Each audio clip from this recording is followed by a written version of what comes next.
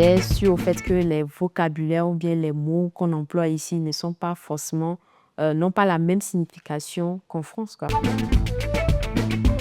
Je me nomme Dimilna Sontima, titulaire d'une licence en droit public et actuellement en fin de mission de service civique. Alors, j'ai effectué mon service civique en France, à Angoulême, dans l'association Régie Urbaine. Ma mission s'orientait sur 2 volets. Et le premier volet s'articulait autour d'un projet dénommé Lutte contre la précarité menstruelle. Et sur ce projet, nous avons fait des sensibilisations sur l'utilisation des protections périodiques lavables. Et nous avons fait aussi des distributions auprès des collégiens, des volontaires et des étudiants en précarité.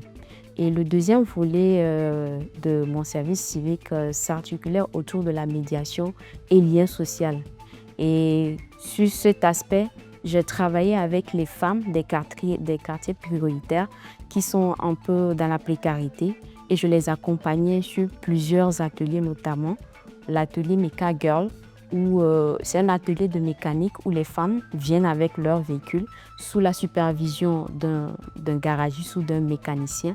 Elles essaient d'apprendre comment faire regarder le niveau de l'huile, comment changer les vitres, comment voir si les pneus sont usés ou pas. Également, on leur proposait des ateliers sur le consentement chez les tout-petits, les relations entre hommes et femmes. Et tout cela les permettait à ces différentes femmes de se retrouver, de partager leurs expériences et de se sentir réconfortées, de se sentir en groupe. Et cela les permettait d'avoir plus confiance en elles et d'aborder des sujets qu'elles ne peuvent pas aborder à d'autres personnes. Donc, je les accompagnais dans ces différentes activités. Le projet n'est pas encore à sa fin, mais avant que je ne quitte quand même, nous avons pu sensibiliser un grand nombre sur l'avantage de l'utilisation des couches lavables, notamment sur la santé de la femme au niveau financier, au niveau environnemental. Et les participants ont pris conscience qu'il vaut mieux laisser les couches jetables et adopter les couches lavables. Toutes ces activités m'ont permis de pouvoir améliorer ma capacité d'animation. Également, ça m'a permis de pouvoir améliorer ma capacité rédactionnelle. J'étais avec ma tutrice, on était au bureau, donc elle m'a demandé de faire un travail. Et je lui ai dit, c'est quand je pourrais le faire, elle m'a dit de le faire plus tard. Donc pour moi, plus tard, c'est genre dans les minutes qui suivent et tout. Donc quand j'ai fait le travail et quand elle est revenue à mon bureau, elle m'a dit, mais Dimilna, tu as fait ton boulot déjà, n'est-ce pas? Je t'ai dit de faire ça plus tard. Et c'est là que je lui ai dit, ah, pour moi, plus tard, c'est de le faire dans les instants qui suivent, quoi. Donc on a rigolé ensemble. Donc j'ai su au fait que les vocabulaires ou bien les mots qu'on emploie ici ne sont pas forcément, n'ont pas la même signification qu'en France, quoi. À toutes les personnes qui aimeraient s'engager pour un volontariat international, je vous encourage vivement parce que c'est une opportunité qui est très exceptionnelle et c'est une opportunité qui se passe une seule fois dans la vie qui vaut la peine d'essayer.